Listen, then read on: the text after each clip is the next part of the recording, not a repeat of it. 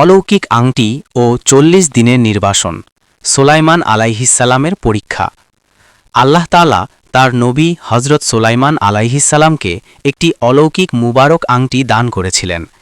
এই আংটির উপর ইসমে আজম অর্থাৎ আল্লাহর বিশেষ নাম লেখা ছিল। এই বরকতের ফলে তিনি জিন, ইনসান এবং পশু পাখি সবাইকে নিয়ন্ত্রণ করতেন এবং আল্লাহর হুকুমে সমগ্র বিশ্বে ন্যায় বিচারের সাথে শাসন করতেন। আংটি চুরি ও সিংহাসন দখল।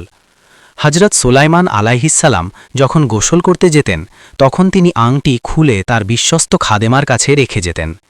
একদিন সাক্কার নামের এক দুষ্টু জিন হজরত সোলাইমান আলাইহিসসালামের রূপ ধারণ করে খাদেমার কাছে আসলো।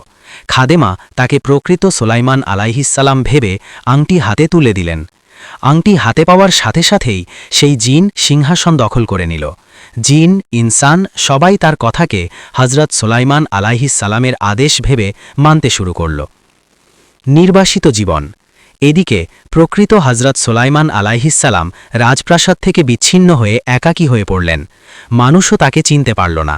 জীবিকার অভাবে তিনি শ্রমিকের মতো কাজ করতে শুরু করলেন। এক প্রান্তে গিয়ে তিনি জেলেদের সাথে মাছ শিকার করতেন। এক নেককার ব্যক্তি তার প্রকৃত চরিত্র ও আচরণ দেখে নিজের মেয়েকে তার সাথে বিয়ে দিলেন। হজরত সোলাইমান আলাইহিসসালাম সৎভাবে দিন কাটাতে থাকলেন। আংটির প্রত্যাবর্তন। অন্যদিকে সাক্কার জিন ৪০ দিন পর্যন্ত সিংহাসনে রাজত্ব করল, কিন্তু একসময় আল্লাহর কালাম তাওরাতের তিলাওয়াত শোনার ভয়ে সে কেঁপে উঠতে শুরু করল। আল্লাহর গজবের ভয়ে সে আংটিটি সমুদ্রের মাঝে ছুঁড়ে ফেলে দিল। আল্লাহর হুকুমে একটি মাছ সেই আংটিকে গিলে ফেলল। দিন যায়, রাত যায়, ৪০ দিন পূর্ণ হল। একদিন সেই মাছটি একজন জেলের শিকার হিসেবে ধরা পড়ল। জেলেটি মাছটি হজরত সুলাইমান আলাইহিসসালামকে তার শ্রমের বিনিময়ে দিয়ে দিল। হজরত সুলাইমান আলাইহিসসালামের স্ত্রী যখন মাছটি কাটছিলেন তখন মাছের পেট থেকে সেই বরকতময় আংটিটি বের হয়ে আসলো। আংটিটি হাতে পড়ার সাথে সাথেই হজরত সুলাইমান আলাইহিসসালামের রাজত্ব ফিরে আসে। জিন, মানুষ এবং ফেরেশতারা সবাই আবার ওনার সেবায় নিযুক্ত হয়ে গেল।